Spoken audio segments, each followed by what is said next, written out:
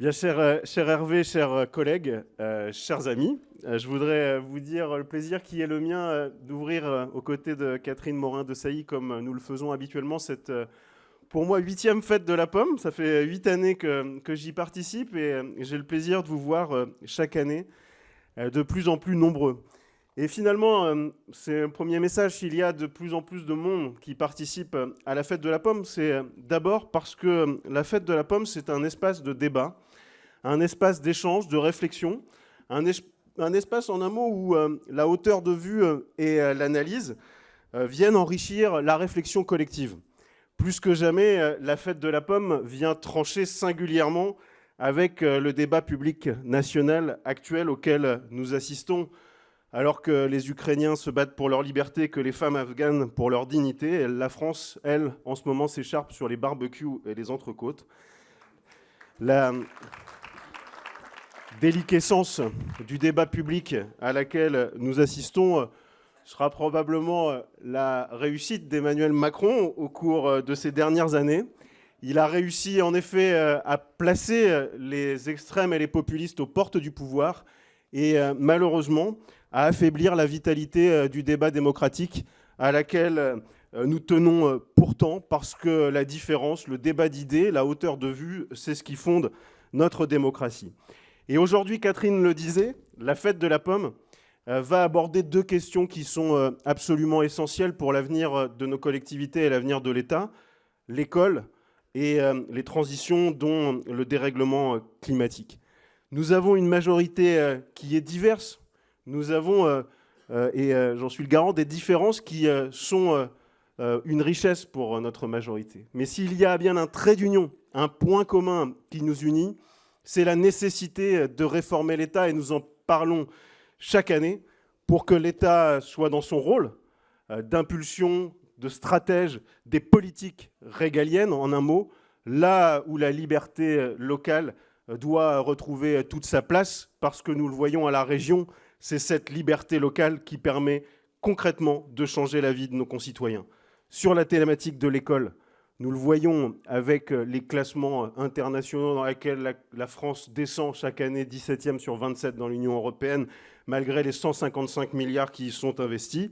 Là où la liberté locale, nous l'appelons de nos voeux, doit permettre d'avoir une politique de formation professionnelle totalement unifiée, simplifiée, parce que nous le savons, en matière de formation, il y a l'État, il y a les régions, il y a Pôle emploi, il y a les OPCO, il y a transition professionnelle.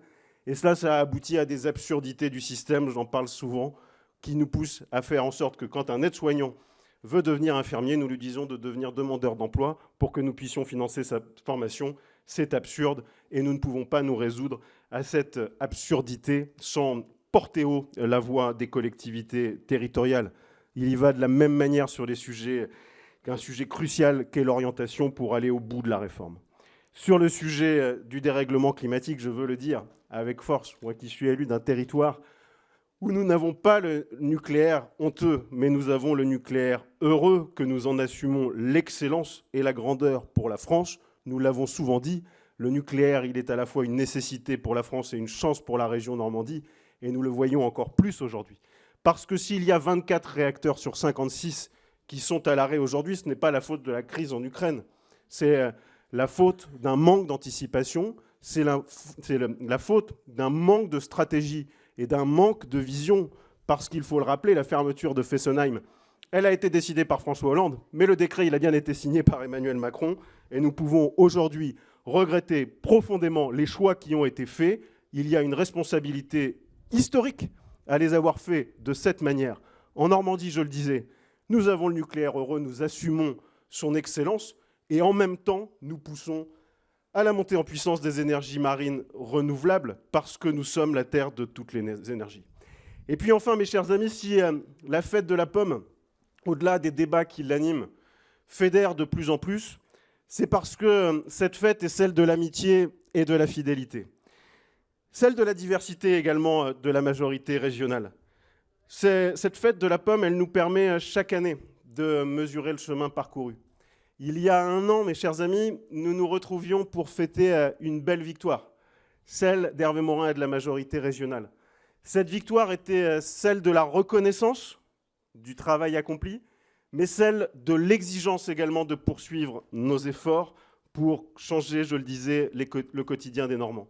Nous n'aurions pas eu la capacité d'agir s'il n'y avait pas eu les militantes et les militants que vous êtes, les ambassadeurs et les ambassadrices de la Normandie conquérante, pour porter la voix, et je voudrais vous en remercier. Il y a ces collègues de la majorité régionale que je voudrais saluer en disant le plaisir qui est le mien d'animer cette majorité aux côtés de Catherine quotidiennement et aux côtés de ses sensibilités. Et nous n'aurions pas gagné s'il n'y avait pas eu un homme pour nous fédérer. Il a la capacité à décider, la capacité à agir, mais aussi une capacité qui aujourd'hui manque dans le débat public, à part les vrais. Hervé Morin est un grand président de région et nous savons ce que nous lui devons pour pouvoir agir. Je voudrais, en votre nom à tous, le remercier pour son action.